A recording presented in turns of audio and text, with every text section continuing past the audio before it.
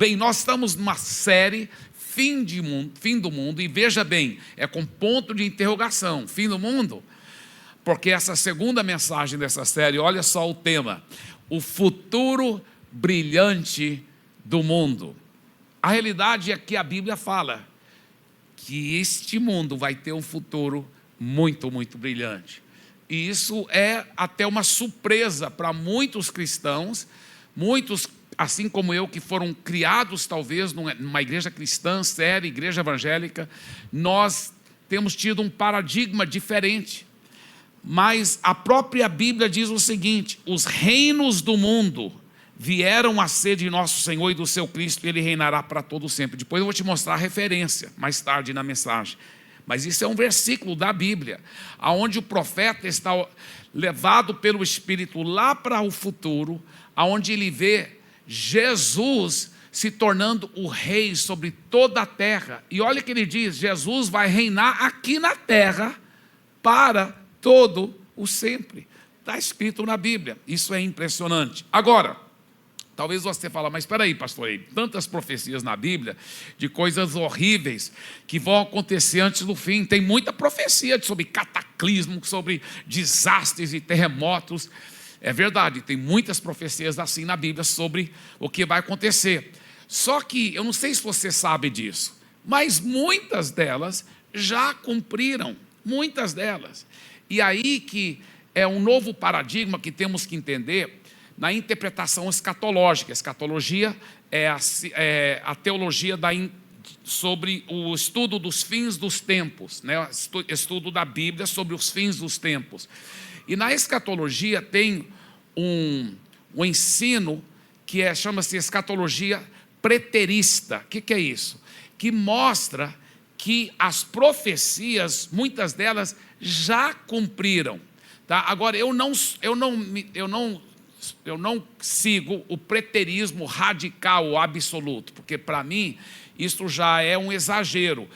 O preterismo absoluto ou radical diz: não, todas as profecias na Bíblia toda já cumpriram na história, nada mais vai acontecer, até Jesus já voltou espiritualmente, nem vai voltar mais assim fisicamente.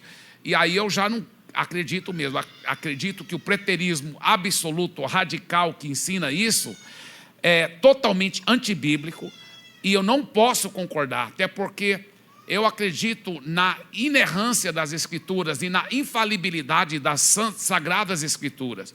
Porém, ao interpretar a Bíblia corretamente, em luz da história, você vai notar que muitas vezes nós fomos ensinados errados. Com muito carinho que eu digo isso, porque eu também fui criado no mundo evangélico, e pessoas sinceras, preciosas, mas que interpretaram errado.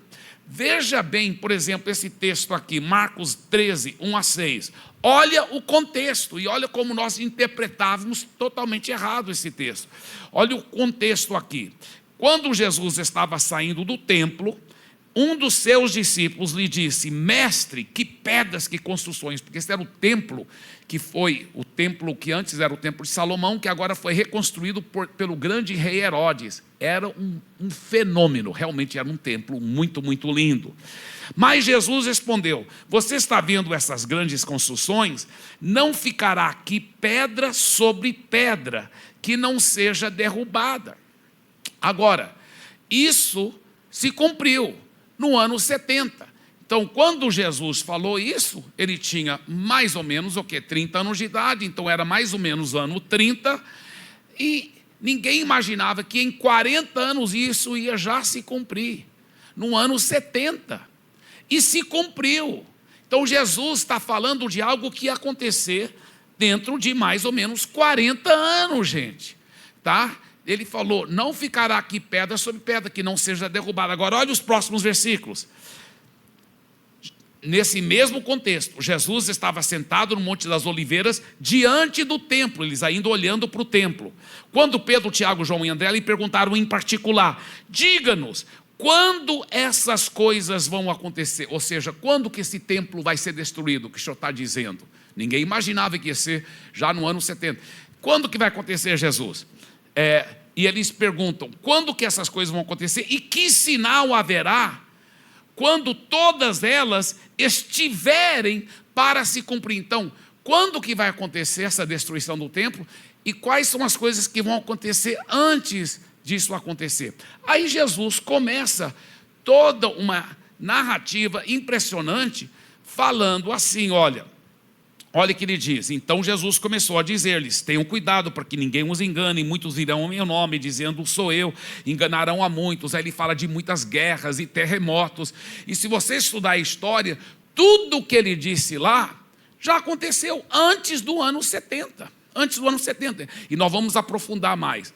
Agora, pastor Eibe, mas não é, você não disse semana passada que um dos sinais dos tempos são os aumentos das guerras e dos terremotos? Sim, mas lembra que eu falei para você que o que acontece? Mesmo que uma profecia foi cumprida, muitas vezes tem o efeito cascata, né?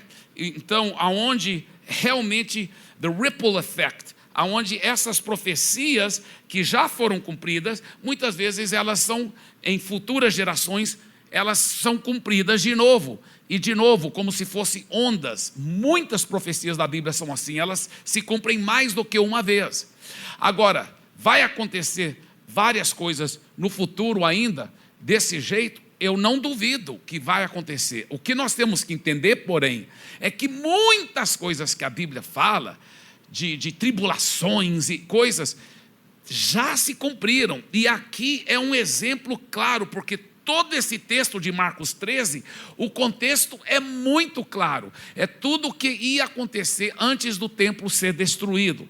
Vamos continuar a leitura, por exemplo. Olha que ele fala, ainda no mesmo trecho, no mesmo contexto.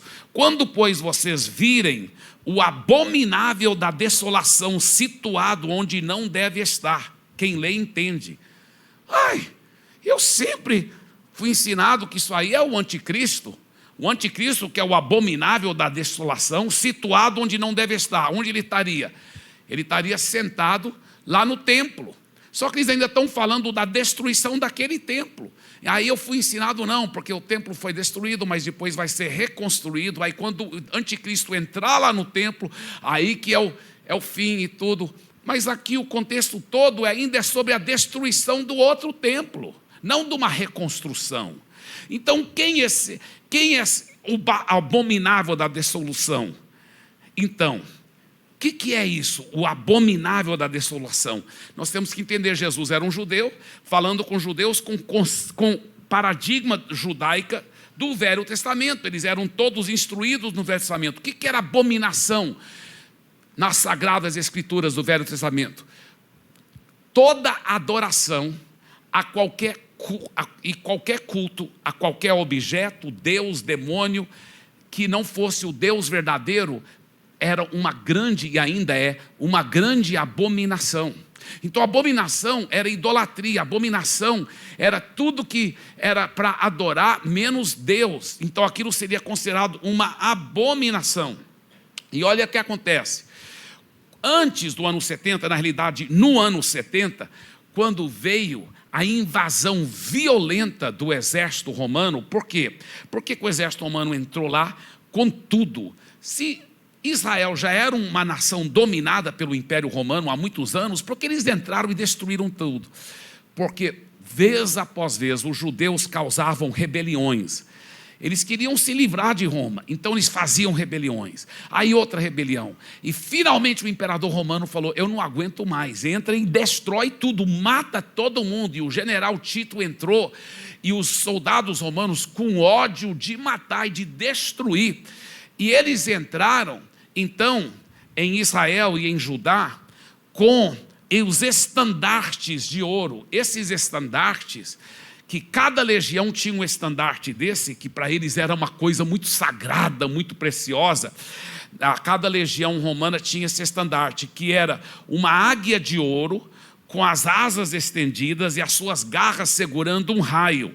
Essas águias eram objetos de adoração entre os romanos. E o historiador Joséfos, isso aqui não foi nenhum cristão que falou, foi o historiador Joséfos. Quem é o historiador Joséfos? Ele é historiador lá do 1º século, que não era cristão, era um judeu, e os escritos dele, os documentos dele, ele documentando a história, são muito respeitados até hoje pelos historiadores. E o Joséfos, ele diz que depois que os romanos tomaram a cidade, eles trouxeram esses estandartes, essas águias de ouro, para dentro do templo e sacrificaram animais para eles. Então aquilo era uma abominação. E por que chama o abominável? Mostra o versículo de novo. O abominável da desolação. Porque os romanos desolaram tudo, trouxeram essa abominação. Agora, qual abominação? Essa adoração, esse culto no lugar sagrado que era o templo. Agora, o que Jesus está falando? Olha só, Jesus está alertando o seu povo. Eles não sabiam quando isso ia acontecer. Aconteceu uns 40 anos depois que ele falou isso. Ele falou, quando vocês virem esses estandartes de ouro, essas abominações chegando, e aonde não deve estar, em Jerusalém, no templo, então os que estiverem na Judeia, fujam para os montes. Quem estiver no terraço, não desça, porque as casas eram planas em cima, porque não chove muito lá. Então o que eles tinham? O terraço em cima, e tinha muitas vezes a escadaria do lado de fora. Ele falou, nem desce para pegar nada dentro da sua casa, só foge. Eles fugiriam pela escadaria do lado de fora, ou às vezes até por outros terraços, porque eles faziam o seguinte, as casas eram muito perto uma da outra, então muitas vezes de um terraço já podia ir para outro terraço, e assim por diante. E ele diz o seguinte, quem estiver no terraço não desça nem para tirar de casa alguma coisa, e quem estiver no campo não volte atrás para buscar sua capa. Ai das que estiverem grávidas, as que amamentarem naqueles dias, orem para que isso não aconteça no inverno, porque aqueles dias serão de tamanha tribulação, como nunca houve desde o princípio do mundo criado por Deus, até agora, e nunca jamais haverá. Eu sempre fui ensinado que isso aqui era grande tribulação, né, e tal. Se o Senhor não tivesse abreviado aqueles dias, ninguém seria salvo, mas por causa dos eleitos, Ele escolheu, Deus abreviou tais dias. Agora, olha o que o historiador, ele não é cristão, não foi cristão, o historiador Joséfos escreveu, ele documentou essa invasão dos romanos. Ele disse o seguinte, que nunca houve um momento mais cruel de toda a história da humanidade, porque quando eles entraram com tanto ódio, e foi uma maldade de tamanha proporções, porque Jerusalém, normalmente a população naquela época tinha no máximo 80 mil habitantes, só que essa era a época da Páscoa judaica, então tinham judeus do mundo todo lá. E aí, sabe quantas pessoas foram massacradas e mortas naquela chacina em Jerusalém? E naquela época, 1.100.000 pessoas.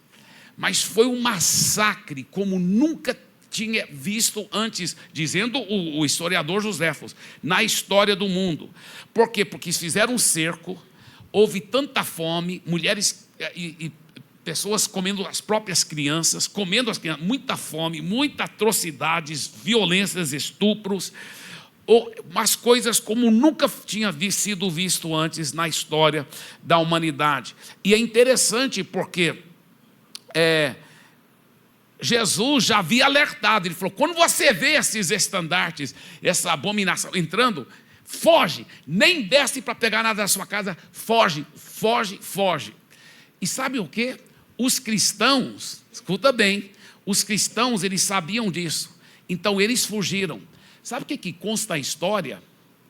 Que os cristãos não estavam lá em Jerusalém, mesmo que já tinham centenas de milhares de judeus que já eram convertidos, diz a história que nenhum cristão estava lá nesse massacre de 1.100.000, porque quando eles viram acontecendo, eles lembraram, Jesus falou que não é nem para voltar para casa, é para fugir para as montanhas, e eles fugiram. Centenas de milhares de cristãos foram salvos aquele dia por causa dessa profecia, porque tudo se cumpriu, e eles foram salvos.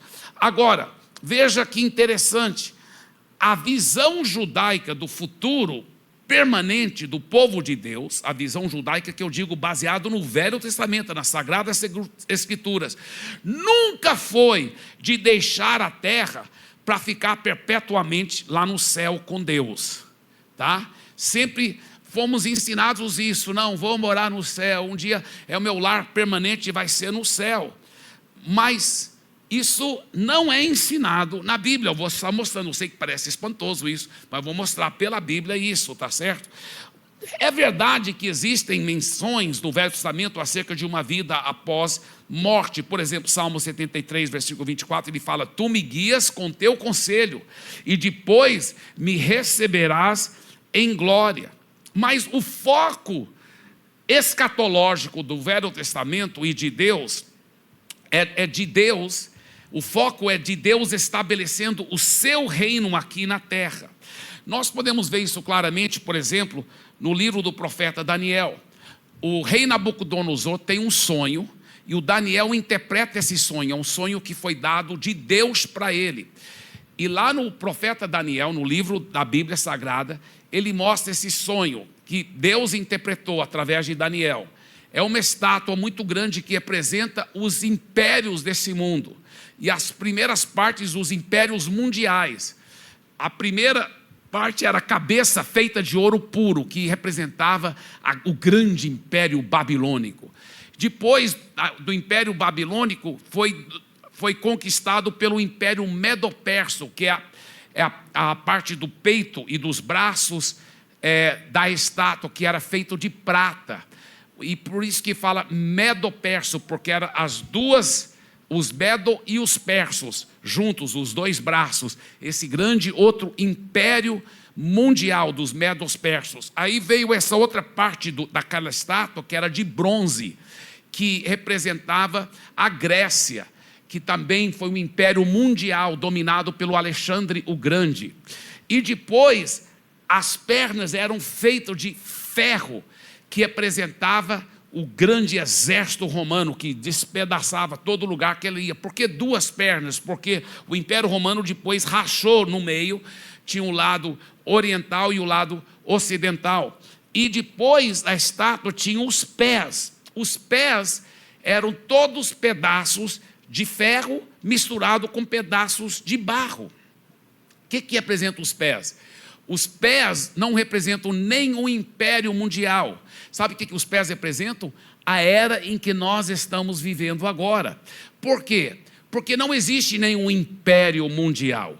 Existem sim muitas nações, alguns são de ferro, são poderosos, outros são de barro, são fracos, mas são muitas nações na terra, e alguns de ferro, alguns de barro. E então os pés representam a era em que nós vivemos agora.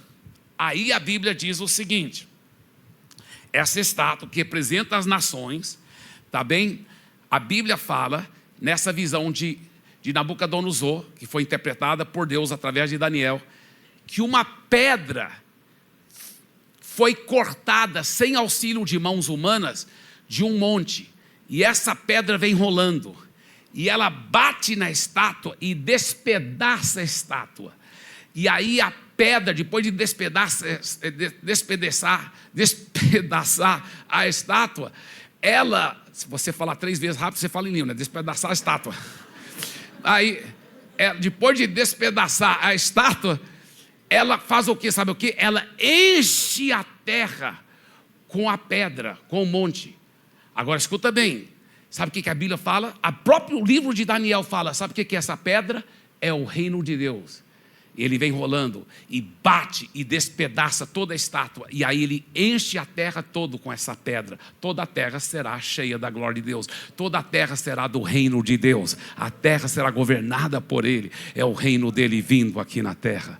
É o que a Bíblia mostra, é coisa fantástica. E essa visão escatológica de Daniel, ela coaduna com a visão de um novo céu, uma nova terra, que vemos em Isaías e outros lugares na Bíblia, vez após vez. Gente, a Bíblia está cheia disso, tanto no Velho como no Novo Testamento, e nós pegamos algumas profecias, e muitas delas até que já cumpriram, e queremos dizer que tudo vai piorar, enquanto a Bíblia ensina o contrário, que o reino de Deus vai dominar sobre toda a face da terra. terra. A Bíblia ensina isso, é impressionante.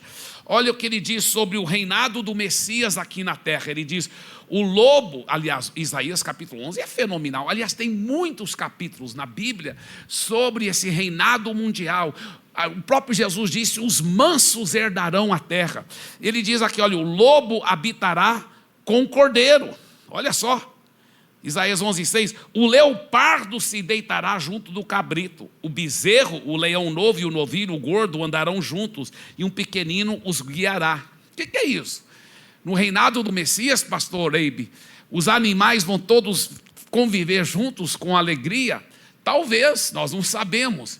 Porém, na linguagem do Velho Testamento, muitas vezes animais assim eram descritos eram mencionados para descrever povos diferentes. E ele está falando dos povos de raças diferentes, vivendo harmoniosamente, em amor, em carinho, em a justiça social imperando sobre a terra, os necessitados sendo supridos.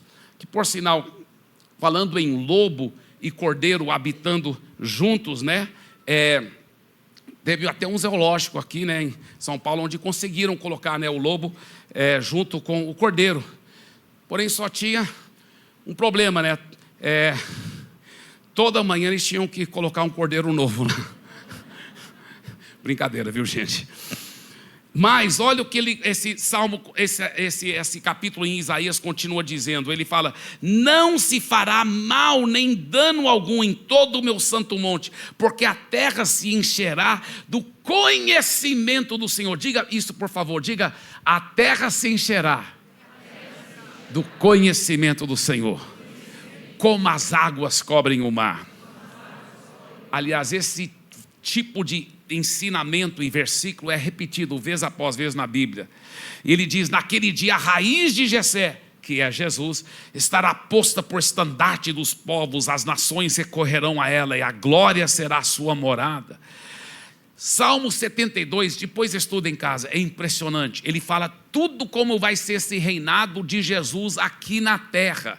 Ele fala como vai trazer justiça social, não vai ter mais pessoas passando necessidades. Ele mostra como os pobres necessitados vão receber um cuidado todo especial. Debaixo do seu reinado, a paz e a justiça descerão como a chuva, transformando as estruturas atuais do mundo.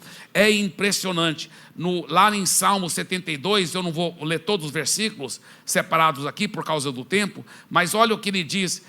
No versículo 16, haja na terra abundância de cereais que ondulam, que ele é um retrato de grande prosperidade. Versículo 17, que o nome do rei permaneça para sempre e que prospere enquanto o sol brilhar, que todos sejam abençoados por meio dele e que todas as nações lhe chamem bem-aventurado. E olha o versículo 19, bendito para sempre o seu glorioso nome e da sua glória se encha toda a terra. Amém, amém. Vamos todos ler juntos esse último versículo? Todos juntos. Benditos para sempre o seu glorioso nome, e da sua glória se encha toda a terra. Amém, amém. É isso que vai acontecer. Glória a Deus. E voltando para aquele primeiro versículo que nós mencionamos, que por sinal é Apocalipse capítulo 11, versículo 15, os reinos do mundo vieram a ser do nosso Senhor e do seu Cristo, e Ele reinará para todo sempre. Agora, a grande pergunta, nós já sabemos o que vai acontecer, essa terra vai se encher cada vez mais com o reino de Deus, e Jesus um dia vai reinar. Agora, como que isso vai acontecer? Como que isso vai? Qual é o projeto de Deus para encher a terra com o reino dele, até que toda a terra seja cheia da glória dele e Jesus reinar para todo sempre aqui na terra? Como é o projeto? Como que isso vai acontecer? Em Salmo capítulo 2, versículo 6, ele dá um vislumbre, uma profecia sobre Jesus, que lá no Novo Testamento, no Novo Testamento, dizem que essa profecia, no Novo Testamento, está escrito lá que essa profecia foi cumprida na ressurreição de Jesus. Porque olha o que ele diz: eu constituí o meu rei sobre o meu santo monte, Sião. O rei diz: proclamarei o decreto do Senhor. Ele me disse: você é meu filho, hoje eu gerei você. Então, quando Jesus ressuscitou, é como se Deus estivesse falando: você é meu filho, hoje eu te gerei. Agora olha o que o pai fala para o filho: peça e eu lhe darei as nações por herança e as extremidades da terra por sua possessão. Em outras palavras, o Messias que está vindo vai tomar posse da terra inteira. Agora, com toda essa narrativa que a Bíblia vem explicando, vem falando, seria muito estranho se de repente Deus falasse: não, nada disso vai acontecer, porque a terra está tão horrível, eu vou destruir tudo e tirar meu povo e levá-los para outro lugar, porque não vai acontecer. Todas essas coisas que eu venho prometendo e profetizando e declarando que vai acontecer, não vai acontecer mais. Isso seria muito estranho. Isso seria como uma história hoje em dia, que às vezes tem umas histórias pós-modernas, né, onde toda a narrativa ela é desconstruída nas últimas frases da história, e você pensa: o que é isso? Não faz sentido, não é mesmo? Muito pelo contrário, no Novo Testamento também é ensinado isso, vez após vez. E nós, por alguma razão, porque o mundo evangélico foi programado de uma forma errada, de sempre pensar: não, nós vamos para o céu, lá no céu. Eu lembro o pequenininho cantando: lá no céu, não, vamos para o céu, eu quero ir para o céu, eu quero ir para o céu. E Jesus falou: não, não é para você ir para o céu, é para você ficar aqui na terra. Escuta bem, claro, quando morre a gente vai para o céu, mas para depois o quê? Voltar com Ele, para reinar com Ele, tá? Aqui na terra. Porém, escuta bem, olha o que Jesus orou pelos seus discípulos quando ele esteve aqui na terra. E olha que Jesus sabia que ele estava subindo para o céu, mas olha o que ele disse em João 17,15: não peço que os tires do mundo, olha só, não peço que os tires do mundo, mas que os guardes do mal. Então, Pai, não leve eles logo para o céu, guarde-os do mal. O que mais ele diz? Romanos 12:21, o apóstolo Paulo, pelo Espírito Santo, disse: não se deixe vencer pelo mal, mas vença o mal com o bem. Em outras palavras, Deus nos transforma agora no presente para que possamos, aqui na terra, ser coparticipantes do seu projeto da transformação do mundo. A escatologia bíblica não é de escapismo, de fuga, aonde o mundo só fica piorando e piorando até que Deus leva uns pouquinhos ao céu. Mas eu falo com muito carinho, eu sei que foram pessoas bem intencionadas, mas assim que eu fui ensinado desde pequeno, né? É um ensino de escapismo, de fuga, onde o mundo só vai ficar piorando, até que Deus leva uns pouquinhos para o céu. Os últimos, né, antes de desviar, vão ser levados para o céu. Isso não é bíblico, isso não é correto. Deixa eu te falar uma coisa. Você sabia que todas as profecias negativas acerca da igreja de Jesus, todas as profecias negativas acerca da igreja de Jesus já foram cumpridas há muito tempo? Por exemplo, quando a Bíblia fala sobre a igreja de Jesus aqui na terra, fala assim: o amor de muitos esfriarão. Isso aconteceu, é muito óbvio para quem estuda a história. Na Idade Média, a Idade das Trevas, foi horrível. É verdade, o amor de quase todos esfriou. Além, os que não eram super religiosos e secos, sem paixão por Deus, eram muito mundanos e cheios de pecado. O amor de muitos dentro da igreja se esfriou. Todas essas profecias negativas já cumpriram. Agora, as profecias positivas, poderosas, conquistadoras sobre a igreja, muitas delas não cumpriram ainda. Não cumpriram. Por exemplo, uma delas foi o próprio Jesus que disse. Ele disse: eu edificarei minha igreja. E o que mais? E as portas do inferno não prevalecerão contra ela. Você sabe como é o retrato no grego desse versículo? Eu achava que era assim: eu edificarei minha igreja, ela está sendo edificada, e as portas do inferno vão vir querer derrubar e não vão conseguir. Não é isso, esse é o retrato no grego. Pensa na lógica: porta não tem perna para vir andando, para atacar a igreja. A lógica não é essa. O que esse versículo está ensinando no grego é assim, olha, eu edificarei minha igreja para cima, mas também expandindo, conquistando a terra. Lembra? A pedra vai encher a terra, expandindo, expandindo e expandindo até chegar nas portas do inferno. As portas do inferno que diz, não, esse aqui já é meu, já é do inferno. Esse aqui é um ateu já há 30 anos. Esse casamento aqui já está destruído, já está dentro das portas do inferno. Esse aqui já é um viciado em heroína já há 30 anos. Não tem jeito para ele já está dentro do inferno. Essa comunidade aqui é só miséria, injustiça e todo tipo de coisa horrível acontecendo contra eles e preconceito. Já está dentro das portas do inferno. A Bíblia diz, eu edificarei minha igreja. E quando ela chegar nas portas do inferno, quando fala assim, as portas do inferno não prevalecerão contra ela, quer dizer, não vão deter o avanço dela. A igreja chega, ela destrói as portas do inferno e resgata aquelas pessoas e salva e transforma, porque essa é a igreja avançando até encher toda a terra com a glória do Senhor. Aleluia, aleluia, aleluia. Não é emocionante isso? A Bíblia está cheia de profecias assim. Olha, por exemplo, a Bíblia diz que toda a terra será cheia da minha glória, como as águas cobrem o mar.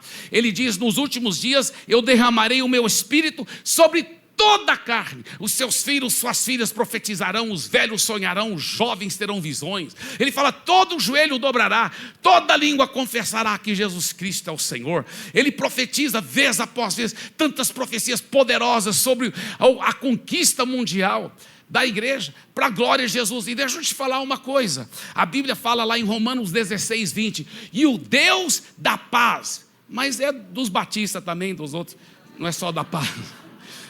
Mas o Deus da paz em breve esmagará Satanás debaixo dos vossos pés. O Deus da paz vai esmagar Satanás debaixo dos seus pés. Isso que a Bíblia está prometendo, aleluia.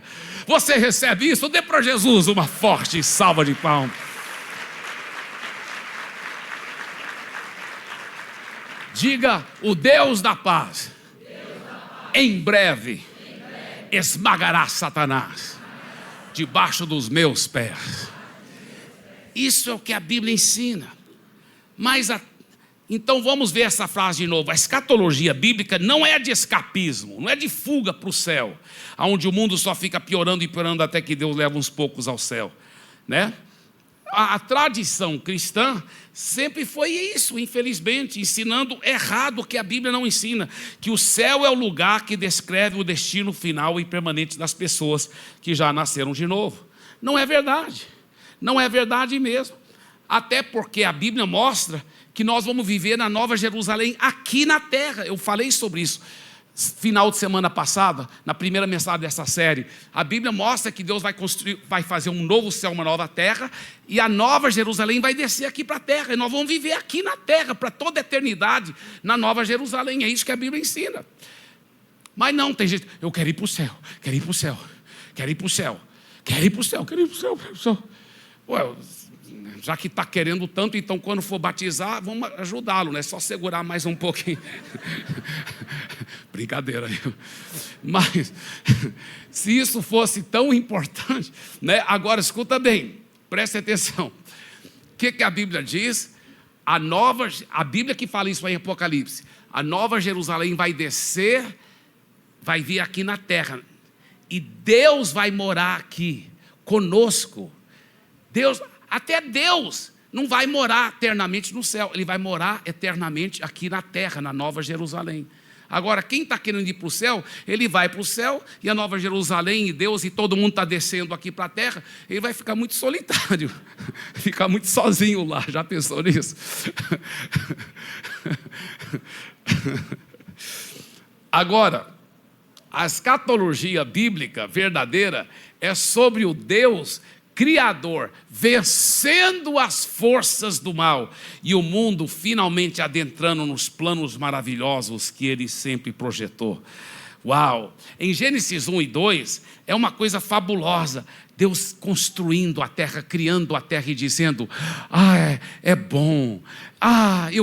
Deus viu que era bom. A criação é boa, ele diz. Aí ele cria o homem e a mulher, e ele diz: é muito bom.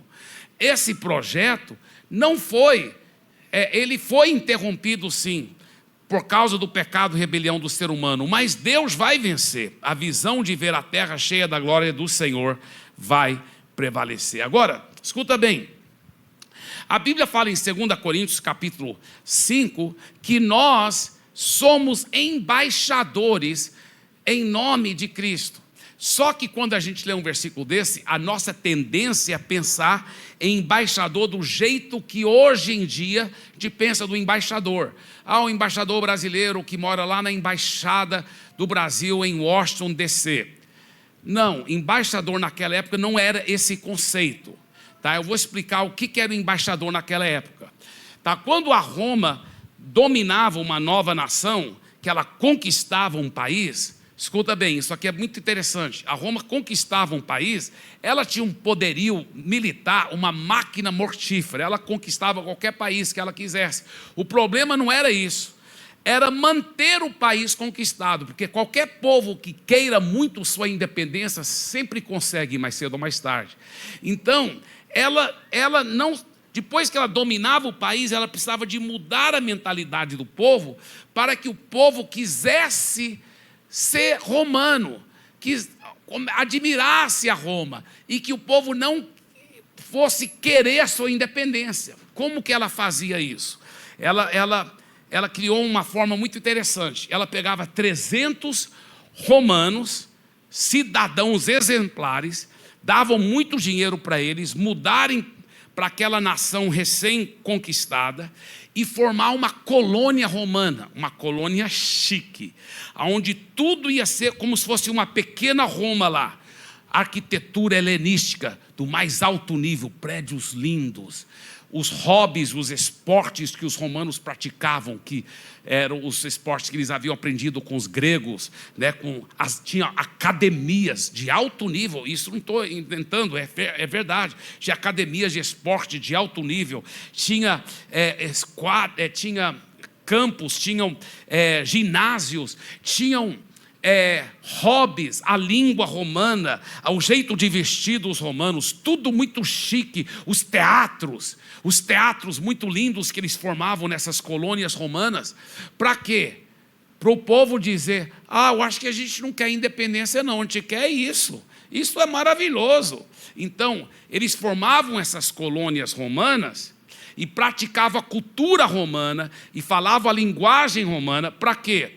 Número 1, para atrair as pessoas daquela nação a se tornarem cidadãos romanos, tá?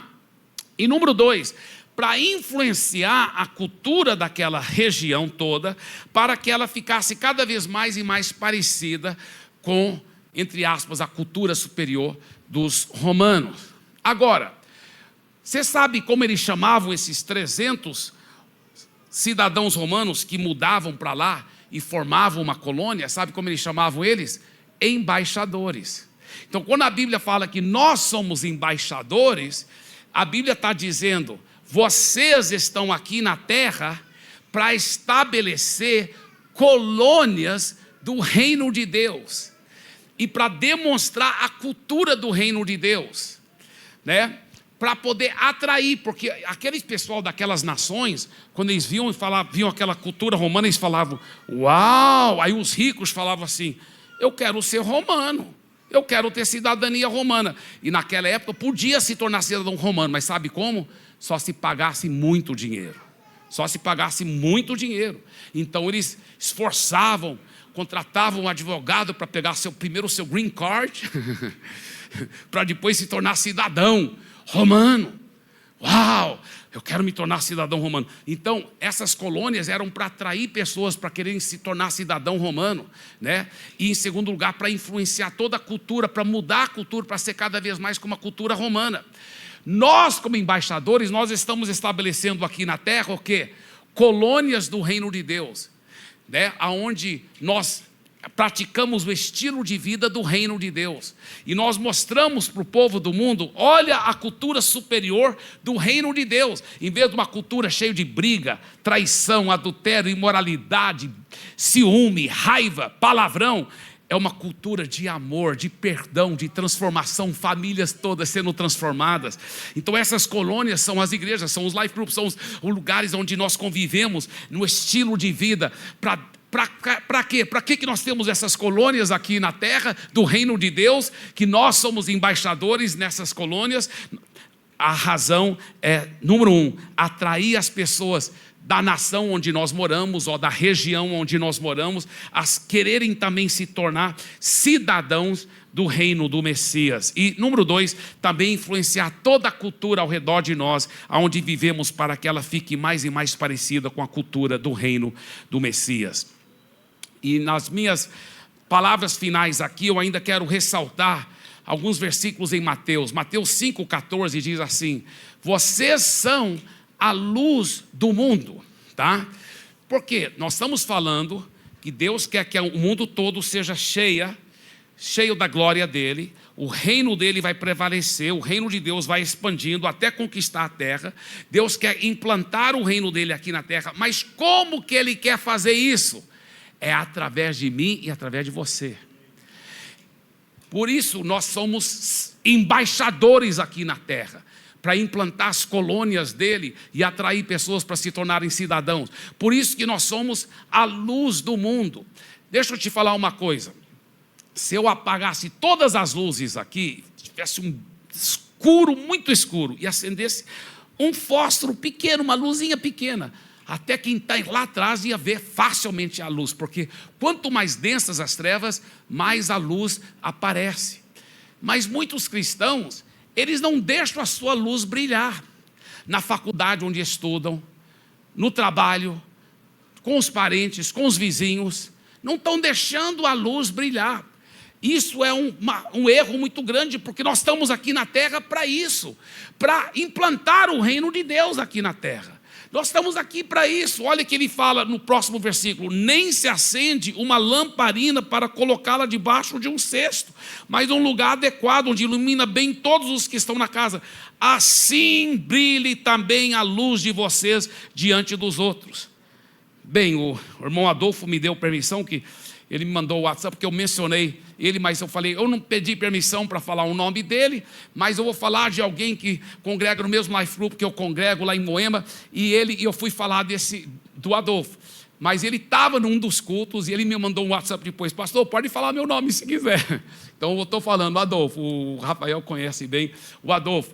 O Adolfo, a história dele é impressionante, né, Rafael? É linda a história dele, porque ele é um empresário, né, e bem envolvido no espiritismo. Eles faziam sessões espíritas lá na empresa dele, e faziam oferendas para os espíritos, tá? Agora, depois, o Adolfo, aqui na Pastor de São Paulo, ele converteu, entregou a vida a Jesus, ficou apaixonado, até hoje está super apaixonado por Jesus, e ele está ganhando muitas vidas, mas muitas vidas para Jesus. E agora, lá na empresa dele, agora estão cultuando o Senhor Jesus. Onde antes cultuavam os espíritos, agora estão cultuando o Espírito Santo. E muitas pessoas estão convertendo lá. Tem um life group lá. E olha o que o Adolfo falou para nós, né? Ele falou para nós que aconteceu. Que ele começou a falar de Jesus para as pessoas, porque ele já ganhou muita gente para Jesus. Ele foi falando para Jesus, para os funcionários dele, para os outros lá. Aí eles falavam assim: eu já conheço Jesus. Como assim? Você já converteu? Você já nasceu de novo, entregou a vida a Jesus? Sim. Mas foi agora, recente? Ou faz quanto tempo? Não, já faz muito tempo. Ele falava: peraí. Eu estou aqui trabalhando com você todos esses anos, e você já era seguidor de Jesus, e você nunca me contou. Eu precisava desse amor, eu precisava dessa transformação, e você nunca me contou? Mas a gente orava por você. Ele falou: que adiantava você orar se você não falava para mim do amor de Jesus? Foi isso que ele nos contou, não foi, Rafael? Sabe o que isso mostra? que infelizmente tem muitos agentes secretos do reino de Deus. Ninguém sabe que o cara é do reino de Deus, é um agente secreto. O que adianta?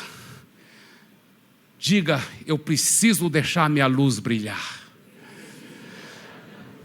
Quantas pessoas, lá no condomínio que você mora, parece que estão bem, ricas, você não sabe como estão sofrendo. Estão contemplando cometer suicídio. Outro está chorando a noite toda por causa do filho que está nas drogas. Outras pessoas, lá na faculdade, você estuda, parece que a pessoa bem resolvida. Você não sabe como ela está desesperada, procurando essa luz que é o Senhor Jesus. E você tem essa luz. Nós temos que ser corajosos, deixar a luz brilhar. Nós somos implantadores do reino de Deus aqui na terra. E Deus escolheu você. Ele vai implantar seu reino aqui na terra só de uma forma, é através de você. É através de você. Isso é muito forte. Olha que mais ele fala em Mateus 5,13.